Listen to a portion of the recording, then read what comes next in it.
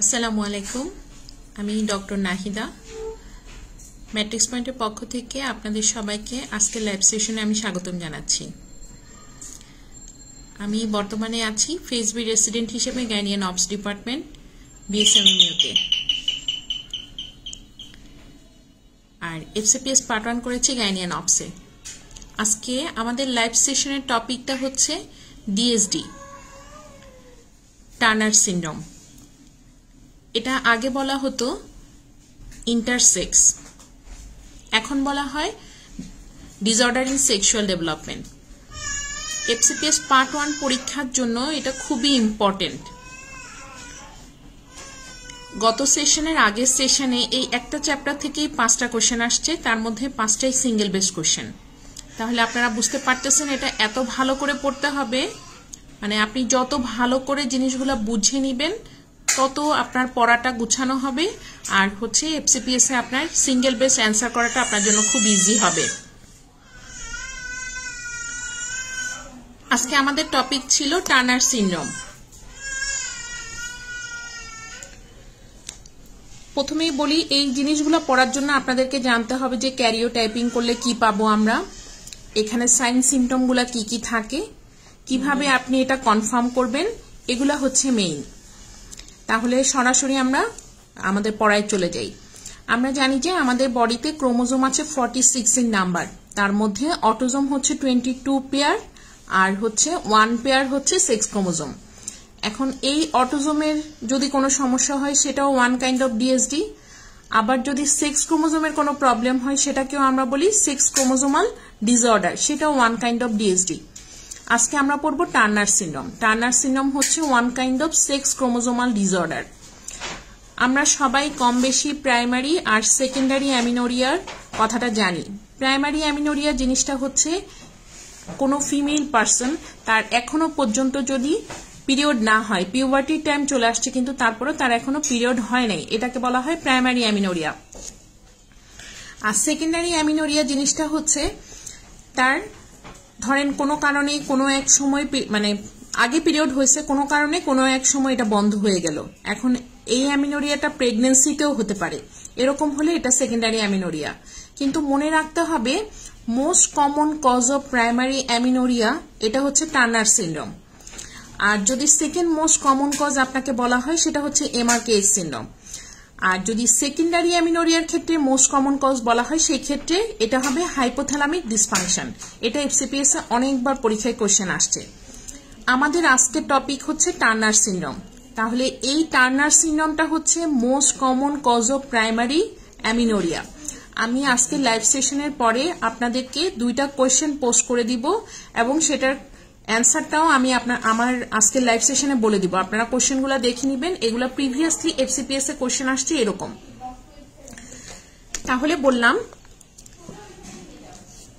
Primary অ্যামিনোরিয়ার one of the most important cause হচ্ছে Turner syndrome. তাহলে আমরা প্রথমে জানি এটা কোন ধরনের ডিএসডি, এটা হচ্ছে সেক্স ক্রোমোজোমাল ডিএসডি। তাহলে আপনাকে জানতে হবে এটার ক্যারিওটাইপিং কি।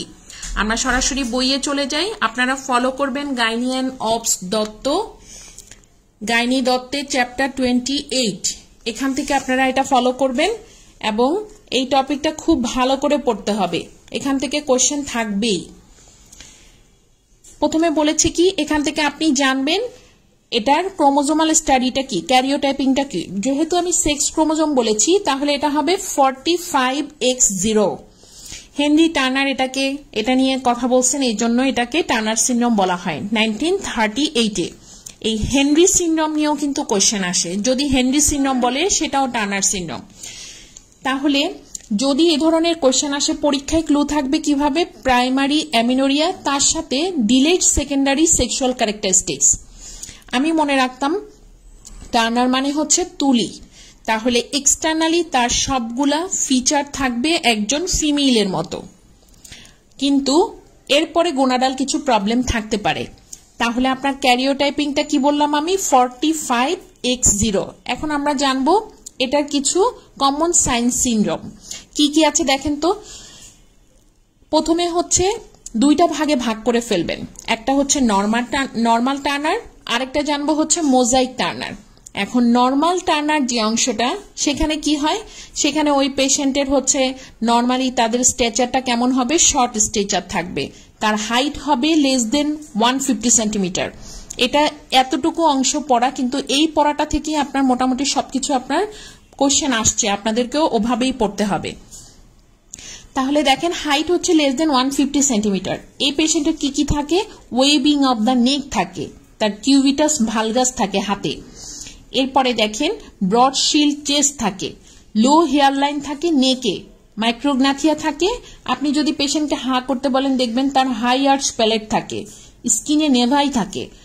আর এই ডিজিজগুলোর সাথে কিছু অটোইমিউন ডিসঅর্ডার একসাথে থাকতে পারে। সেটা কি, থাইরয়েডের জন্য থাইরয়েডাইটিস থাকতে পারে, সেটা কি হাসিমোটো থাইরয়েডাইটিস, হাইপোথাইরয়েডিজম থাকতে পারে। এরপর দেখেন লিম্ফেডিমা থাকে, শর্ট ফোর্ট মেটাটার্সাল থাকে। এখানে আরেকটা কোশ্চেন, এই শর্ট ফোর্ট মেটাটার্সাল এটা থাকে টার্নার সিনড্রোমে। আর এখানে যদি বলতো gap between the first and second toe, তাহলে কিন্তু ডাউন সিনড্রোম হতো। এই একটা জিনিস দিয়ে আপনারা আলাদা করতে পারবেন, ডিফারেন্সিয়েট করতে পারবেন, এটা একটা জিনিস। এরপরে আসেন, এদের আমি প্রথমেই বলেছি যে প্রাইমারি অ্যামিনোরিয়া মানে হচ্ছে তার কখনোই পিরিয়ড হয় নাই, তাহলে এই প্রাইমারি অ্যামিনোরিয়ার সাথে তার ডিলেড সেকেন্ডারি সেক্সুয়াল ক্যারেক্টারিস্টিক্স গুলা থাকবে। এটাই যখন দিবে তাহলে আপনার এটা হচ্ছে প্রথম ক্লু। দেখেন লিখা আছে poor development of the secondary sexual character. Usually কি হয় মনে রাখবেন, যেসব ক্যারিওটাইপিং এ এক্স এর সংখ্যাটা বেশি থাকে তারা সাধারণত একটু ক্রিমিনাল এটা টেন্ডেন্সিটা বেশি থাকে, মেন্টাল রিটার্ডেশনের সংখ্যাটা বেশি থাকে, এরা মেন্টালি রিটার্ডেড হয়। আর হচ্ছে হার্টের ডিজিজ থাকতে পারে হচ্ছে কোয়াক্টেশন অব দ্য অ্যাওর্টা। এখন কথা হচ্ছে এই কোয়াক্টেশন অব দ্য অ্যাওর্টা আসলে কোথায়, এটা হচ্ছে pre aortic coarctation of the aorta থাকে। এদের রেনাল অ্যাবনর্মালিটিও থাকতে পারে, কি থাকে দেখেন হর্ষশেপ কিডনি থাকে।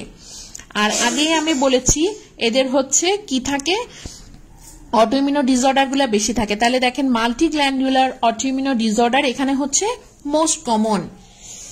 এখন কথা হচ্ছে এই জিনিসগুলা দিয়ে কোশ্চেন কিভাবে আসে, ধরেন আপনার কাছে একটা মানে কোশ্চেন থ্রো করলো এভাবে, একটা পেশেন্ট আসছে, তার বয়স হচ্ছে 14 থেকে 16 বছর এরকম, প্রাইমারি অ্যামিনোরিয়া, তার ডিলেড সেকেন্ডারি সেক্সুয়াল ক্যারেক্টারিস্টিক্স আছে, তার লিম্ফেডিমা আছে, রেনাল অ্যানোমালিস আছে, সেটা হচ্ছে হর্ষশেপ কিডনি। এটা কোন ধরনের ডিসঅর্ডার, তাহলে প্রথম কজটাই হবে কি, যেহেতু আমি বলেই দিয়েছি প্রাইমারি অ্যামিনোরিয়ার সাথে ডিলেড সেকেন্ডারি সেক্সুয়াল ক্যারেক্টারিস্টিক থাকা মানে সেটা হচ্ছে টার্নার সিনড্রোম। তাহলে এরপরে আমরা জানবো ক্যারিওটাইপিং। ক্যারিওটাইপিং কি দেখেন 45X is the most common chromosomal abnormality, এটা হচ্ছে তার মোস্ট কমন। এখন সবসময় আপনারা জানবেন কোন ডিসঅর্ডার পড়তে গেলে প্রথমে আপনি দেখবেন সংখ্যাটা, সেটা কি অটোজোমাল নাকি সেক্স ক্রোমোজোমাল। আর যদি এরকম দেখেন যে এই ডিসঅর্ডারের সাথে ধরেন 45X আছে, তার সাথে নর্মালি কি থাকতে পারে, সেক্স ক্রোমোজোমে আমরা কি বলি, হয়তো XX থাকবে অথবা XY থাকবে, এদের যে কোনো একটা যদি থাকে আর সাথে যদি 46 নাম্বার থাকে তাহলে সেটা কি একটা নর্মাল সংখ্যা, আইদার 46XX অথবা XY। এখন এই 46XX এর সাথে যদি এরকম অ্যাবনর্মাল কিছু থাকে 45X, তাহলে সেটাকে ওই ডিজিজের মানে মোজাইক সিনড্রোম বলা হয়। কথাটা আপনারা বুঝতে পেরেছেন? যদি না বুঝতে পারেন তাহলে আপনারা কমেন্ট বক্সে কমেন্ট করতে পারেন, আমি আবার বলবো। আমি বলেছি যদি কোনো ডিসঅর্ডার আমরা দেখি সেক্ষেত্রে আমরা খেয়াল করব প্রথমে তার সংখ্যাটা, সেটা কি 45X, এটা আমি নোটিস করলাম। এখন এই 45X তো টার্নার, এটা আমি জানি, কিন্তু এই টার্নারেরও মোজাইক হতে পারে। কিন্তু যখন মোজাইক হয় তখন আমরা কি বলবো, ওই মোজাইকটা কার জন্য হয়েছে, টার্নারের নাকি ক্লাইনফিল্টার সিনড্রোম নাকি অন্য কোনো সিনড্রোমে। তাহলে সেটা আমরা কিভাবে বুঝবো, যখনই কোনো এরকম ক্যারিওটাইপিং থাকবে এবং তার সাথে নর্মাল কোনো সংখ্যা থাকবে, সেটা কি নর্মাল ফিমেলের জন্য 46XX আর নর্মাল মেলের জন্য 46XY, এই দুইটা যে কোনো একটা থাকবে, তখনই আপনাদেরকে ধরে নিতে হবে সেটা ওই ডিজিজের মোজাইক, মানে অ্যাবনর্মালটার সাথে নর্মালটা। আচ্ছা, এখানে FCPS পার্ট 1 একটা সিঙ্গেল বেস কোশ্চেন আসছিল, সেটা কি, সেটা হচ্ছে 99% ফিটাস এখানে কি হয়ে যায়, অ্যাবর্শন হয়ে যায়, কন্টিনিউ করতে পারে না তারা, এটা পরীক্ষায় কোশ্চেন আসছিল। এরপরে দেখেন তাদের ডেভেলপমেন্টে যদি আমি যাই, ভ্যাজাইনা, ইউটেরাস, ফ্যালোপিয়ান টিউব এগুলো সবই নর্মাল থাকবে। ইউটেরাস স্মল হতে পারে, আর হচ্ছে এরা কি করে, এক্সোজেনাস ইস্ট্রোজেন আমি যদি দেই, সেই এক্সোজেনাস ইস্ট্রোজেনে তারা কি করবে, রেসপন্স করবে। এখন আপনাকে জানতে হবে, যেহেতু সে ফিমেল, আমি বলতেছি যে তুলির মতো, তাহলে তার ফ্যালোপিয়ান টিউব ঠিক আছে, ইউটেরাস আছে, ভ্যাজাইনা আছে, এখন তার গোনাড সম্পর্কে আমার জানা লাগবে। গোনাডটা কি, স্ট্রিক গোনাড। এই স্ট্রিক কথাটার মানে হচ্ছে কি, সেখানে ফাইব্রাস স্ট্রাকচার চলে আসছে, আর ওখানে কোনো ফলিকল থাকে না। তা আমরা জানি কি, ফলিকুলার সেলগুলা কি হয়, থিকা সেল হয়, গ্র্যানুলোসা সেল হয়। থিকা সেল, গ্র্যানুলোসা সেল দুইটারই কাজ হচ্ছে প্রোজেস্টেরন রিলিজ করা। আর থিকা সেল কি করে, এন্ড্রোজেন রিলিজ করে, কিন্তু এন্ড্রোজেন থেকে ইস্ট্রাডায়ালে কনভার্ট করতে পারে না। আর গ্র্যানুলোসা সেল কি করে, এই এন্ড্রোজেনকে থিকা সেল থেকে নিয়ে সে কনভার্ট করে হচ্ছে ইস্ট্রাডায়ালে, সেটা করে অ্যারোমাটেজ এনজাইম দিয়ে। তাহলে এই যে হরমোন সিক্রেশনের কাজটা, সেটা করতে হলে কি লাগবে, ফলিকল লাগবে, কিন্তু এখানে কোনো ফলিকল ইউজুয়ালি থাকে না। দেখেন, potentially to produce hormone chromosomally incompetent ovarian failure বলা হয়। আর আগেই আমি বলেছি এরা অ্যাসোসিয়েটেড থাকে কিছু অটোইমিউন ডিসঅর্ডারের সাথে, সেটা কি কি, হাশিমোটো থাইরয়েডাইটিস, অ্যাডিসন্স ডিজিজ, হাইপোথাইরয়েডিজম থাকতে পারে, আর ডায়াবেটিস হচ্ছে এখানে কমন। তাহলে এই ডিসঅর্ডারগুলোর মধ্যে আপনাকে যদি বলা হয় যে আপনি কি দিয়ে কনফার্ম করবেন ক্লিনিক্যাল প্র্যাকটিসে, তাহলে প্রথম কথাই আমরা বলি কি, সেটা হচ্ছে ক্যারিওটাইপিং। তাহলে ক্যারিওটাইপ আপনি করলেন, ক্যারিওটাইপ করে কি পেলেন, এই যে 45X0। অবস দত্তের যে সেকেন্ড চ্যাপ্টারটা আছে, সেখানে আপনারা দেখবেন ক্যারিওটাইপ কিভাবে লিখতে হয় সেটার একটা কথা লিখা আছে। প্রথমে আপনি অটোজোমের নাম্বারটা লিখতে হবে, তারপরে একটা কমা দিতে হবে, তারপরে সেক্স ক্রোমোজোমের সংখ্যাটা লিখতে হবে। এই জিনিসটাও এফসিপিএস পার্ট 1-এ সিঙ্গেল বেস্টের কোয়েশ্চেন আসছে। এরপরে দেখেন, এখন কাজ হচ্ছে আপনি যে অটোজোমটা স্টাডি করলেন, ক্যারিওটাইপটা দেখলেন, এখানে আপনাকে বের করতে হবে সেক্স ক্রোমাটিন আছে নাকি নাই। এখন আসি, সেক্স ক্রোমাটিনটা কি। নিউক্লিয়াসের ইনার সারফেসে একটা জিনিস থাকে, সেটা কি জিনিস, ধরেন আপনি দেখলেন হচ্ছে 46XX, এটা নর্মাল ফিমেলের জন্য, তাহলে 2টা এক্স আছে এখানে। মনে রাখবেন ফিমেলদের ক্ষেত্রে এই 2টা এক্স এর মধ্যে একটা এক্স অলওয়েজ ইনঅ্যাক্টিভ থাকবে, সেটা নিউক্লিয়াসের ইনার সারফেসে ড্রামস্টিক অ্যাপিয়ারেন্স হয়ে থাকে, এটাকে বলা হয় সেক্স ক্রোমাটিন। তাহলে আপনি যেখানেই কোনো ক্যারিওটাইপিং দেখবেন, সেখানে যদি ডাবল এক্স দেখেন, তাহলে একটা এক্স ইনঅ্যাক্টিভ, তার মানে সেটা বাদ, আর আরেকটা এক্স থাকলে সেটা হচ্ছে তার সেক্স ক্রোমাটিন। এখন দেখেন এখানে আছে 45X0, তাহলে এখানে আছে কয়টা এক্স, একটা এক্স, এই একটা এক্সটা ইনঅ্যাক্টিভ অবস্থায় আছে, তার মানে এখানে কোনো সেক্স ক্রোমাটিন নাই। কিন্তু যদি এমন হতো 45XX, ডাবল এক্স যদি থাকতো, তাহলে একটা এক্স ইনঅ্যাক্টিভ অবস্থায় থাকতো, আরেকটা এক্স কে আমরা বলতাম সেক্স ক্রোমাটিন। গেল। এখন আসেন, আমি আগেই বলছি যেহেতু থিকাস ফলিকল নাই, তাহলে থিকা সেল আর গ্র্যানুলোসা সেল এখানে তেমন একটা কাজ করতেছে না, তাহলে কি হবে, serum E2 is very low, আর ফলিকল স্টিমুলেটিং হরমোন আর LH এখানে কি হয়, ইলেভেটেড থাকে। আর যেহেতু বলেছি অটোইমিউনো ডিজিজ থাকে, তাহলে অটোইমিউনো ডিজিজের জন্য এখানে অটো অ্যান্টিবডি থাকতে পারে। তাহলে এই জিনিসটাকে টোটালি কি বলা হয়, হাইপারগোনাডোট্রপিক হাইপোগোনাডিজম। এখন কথা হচ্ছে, আমি বলেছি যদি অ্যাবনর্মাল প্যাটার্ন থাকে, আপনি দেখবেন যে তার সাথে নর্মাল কোনো সংখ্যা আছে কিনা। যদি নর্মাল ক্যারিওটাইপিং এর সাথে অ্যাবনর্মালটা থাকে, সেটা কার জন্য অ্যাবনর্মাল আপনি সেটা আগে দেখবেন। দেখেন, একটা কথা আছে মোজাইক ভ্যারাইটি অফ টার্নার, সেখানে ক্যারিওটাইপিংটা কেমন হবে, সেখানে হবে দেখেন 46XX, তার সাথে 45X0। এখানে দেখেন আপনি প্রথমে তাকাবেন কোনটা তার অ্যাবনর্মাল, 45X0 টার্নার, সেটা আপনি জানেন। তাহলে যেহেতু তার সাথে 46XX আছে, তার মানে সেটা টার্নারের মোজাইক ভ্যারাইটি।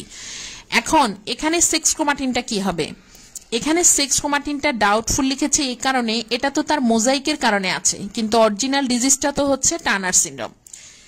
এই মোজাইকের সাথে নর্মাল টার্নার সিনড্রোম আপনি কিভাবে ডিফারেন্সিয়েট করবেন।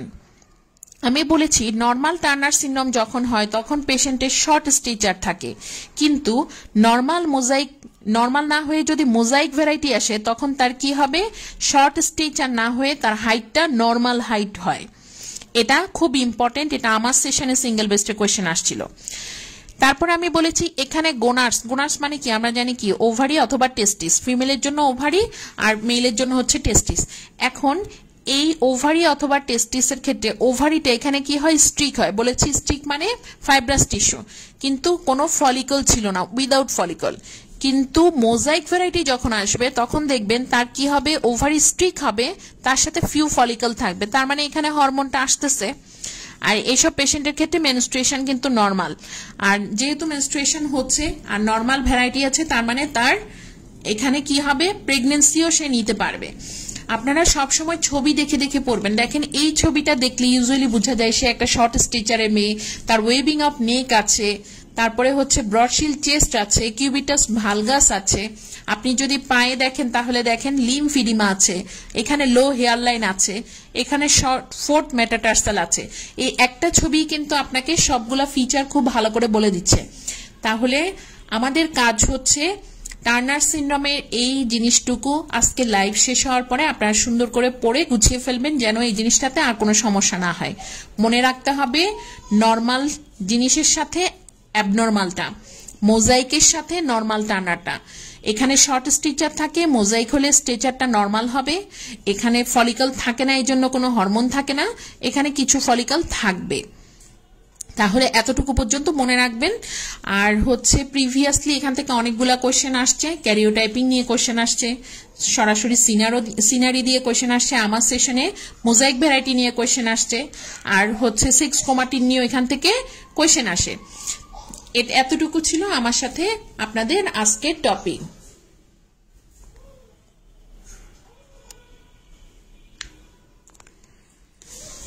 আপনারা সবাই জানেন এফসিপিএস পার্ট 1 পরীক্ষা এখন আর 3 দিনে হয় না, এখন হচ্ছে একদিনেই পরীক্ষা হয়। আগে যে 3 দিনের এক্সারশন নিয়ে পরীক্ষা দিতে হতো সেটা আর এখন নাই। আপনি যদি 3টা পেপার খুব গুছিয়ে পড়েন, পেপার 1 অ্যানাটমি, পেপার 2 ফিজিওলজি এবং পেপার 3 হচ্ছে প্যাথোলজি, আর এই পড়াগুলোর সাথে যদি আপনার ক্লিনিক্যালটা আপনি কোরিলেট করেন, তাহলে আপনি দেখবেন আপনার পড়াটা অনেক গুছানো হয়ে গেছে।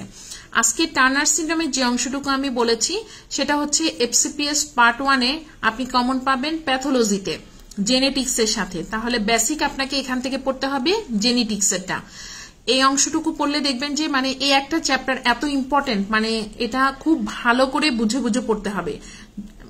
এখন পরীক্ষাগুলো এমন হয়ে গেছে মানে কনসেপশন বেসড মানে পরীক্ষা হয়। আপনি যত কনসেপশন ক্লিয়ার করবেন আপনার জন্য অ্যান্সার করাটা তত ইজি হবে। আর আপনারা সবাই জানেন আমাদের ম্যাট্রিক্স পয়েন্টে অনেকগুলা সেশন প্যারালালি চলছে। আপনি অনলাইন অফলাইনে ইচ্ছা করলে ক্লাস করতে পারেন, অথবা অনলাইন অফলাইন পরীক্ষা দিতে পারেন, অথবা রেসিডেন্সিতে ভর্তি হতে পারেন। আর যদি কেউ মনে করেন যে আপনার সেশন অনেক আগানো কিন্তু আপনি অনেক পিছিয়ে গিয়েছেন, পড়াশোনা থেকে অনেক দূরে আছেন, তাহলে আমাদের ম্যাট্রিক্স পয়েন্টে শাহাদাত জুয়েল ভাইয়া ক্যারিয়ার কাউন্সেলিং করেন, আপনারা ওনার কাছে আসতে পারেন। ভাইয়ের সাথে ক্যারিয়ার কাউন্সেলিং করে আপনারা আপনাদের পড়াটাও গুছিয়ে নিতে পারেন। আর একটা ভালো প্রিপারেশনের জন্য সেটা এফসিপিএস হোক আর রেসিডেন্সি হোক, মিনিমাম 6টা মাস খুব ইম্পর্টেন্ট। এই 6টা মাস আপনি যদি একবার পড়াটা গুছিয়ে ফেলেন, তারপর আপনি যেখান থেকে ইচ্ছা পরীক্ষা দিতে পারবেন। পরীক্ষার আগে আপনি ওই পড়াটা রিভিশন করে করে পরীক্ষা দিতে পারবেন। এই জন্য 6টা মাস পড়ে পড়াটা গুছানোটা খুবই দরকার। আর বেসিকের সাথে ক্লিনিক্যাল সবসময় কোরিলেট করে পড়বেন, তাহলে দেখবেন পড়াগুলো অনেক ইজি হচ্ছে। তাহলে আজকে এতটুকুই। আর আপনাদের যদি মনে হয় যে আমরা কোনো টপিক লাইভে ডিসকাস করলে আপনাদের জন্য সুবিধা হবে, সেটাও আপনারা আমাদেরকে কমেন্ট করে জানাতে পারেন। সবাইকে অনেক অনেক ধন্যবাদ। আবার দেখা হবে ইনশাল্লাহ। আসসালামু আলাইকুম।